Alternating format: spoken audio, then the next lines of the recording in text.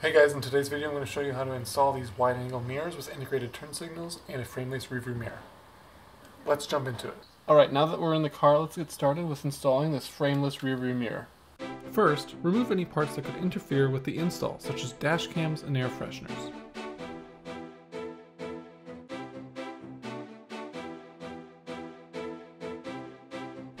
Then, with a twisting motion, rotate the rearview mirror so that where it connects to the window begins to rotate.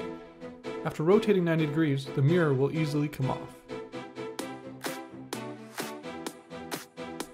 Next, remove the metal retaining clip within the mounting base and replace it with the one that came with your mirror.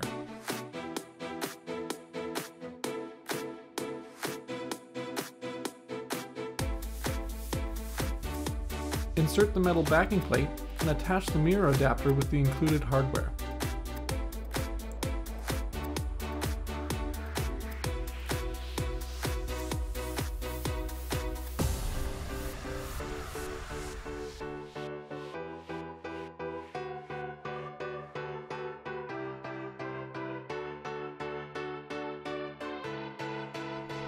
Finally, slide the new mirror over the adapter and fasten.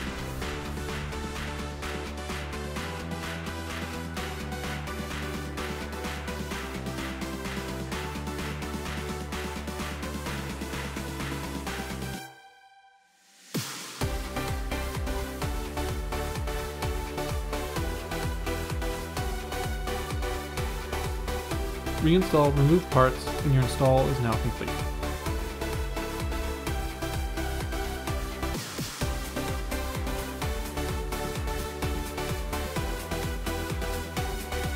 To install the wide-angle mirrors, begin by removing the factory mirrors from the housing. By pushing the lower portion of the mirror, you will be able to grab the top edge of the mirror. With a strong pull, the mirror should eventually pop loose. During this process, you will hear various clicking noises, but don't worry, these are normal. Once that has been removed, undo the 3 screws that are mounted to the black plastic within the mirror housing.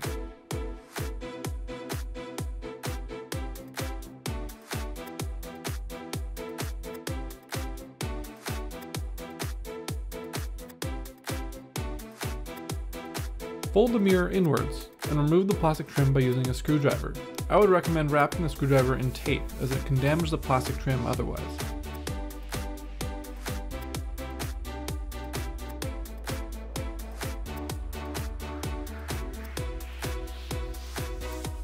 From underneath, you may be able to reach these screws, but I would advise removing the mirror housing from the door.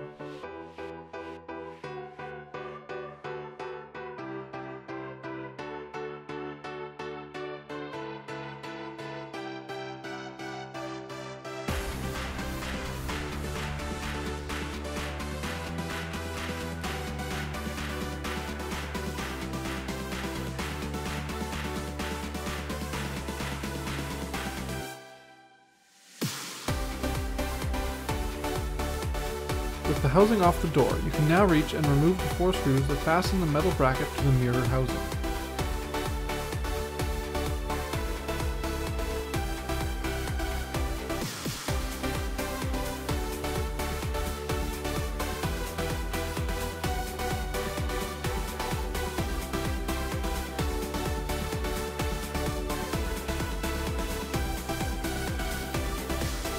With the bracket removed, there is one last screw that connects the mirror housing to the plastic innards of the mirror.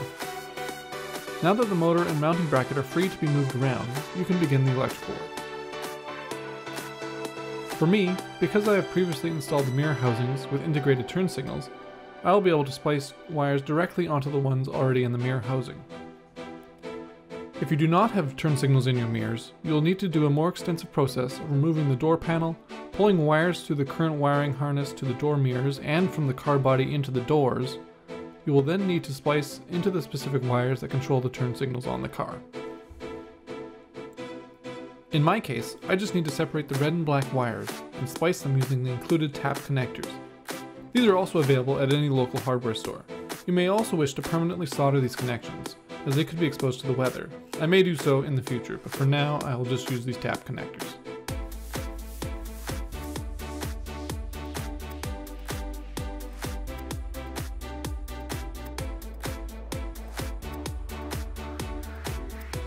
With the new wires from the kit connected, test your new mirrors to make sure the turn signal works as expected.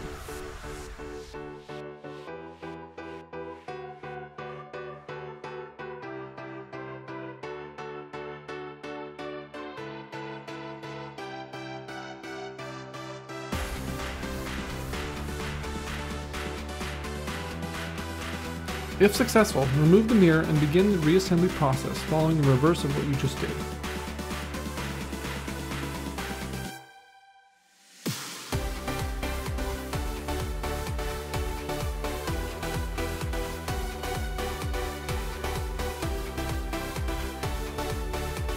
To attach your new wide-angle mirror to the plastic mount, line up the clips on the mirror with the round bars on the plastic bracket and attach with a few strong pushes in the corners. You should hear an audible popping noise.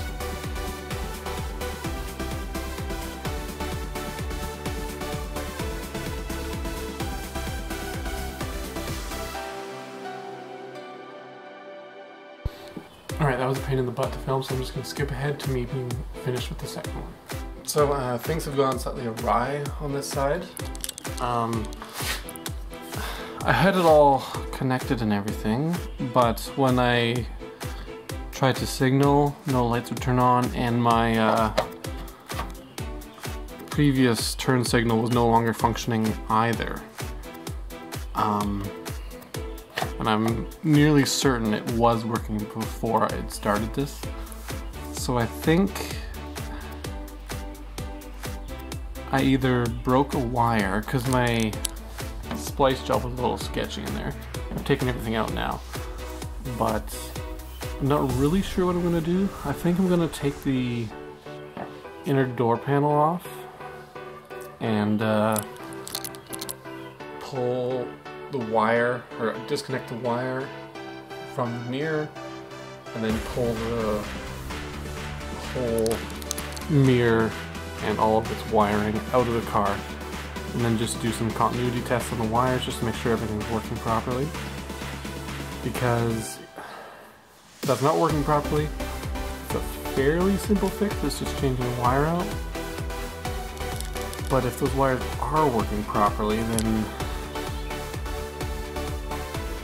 I don't know. I have to find a fuse somewhere, but I couldn't find a fuse for turn signals really, because the other side still works perfectly fine.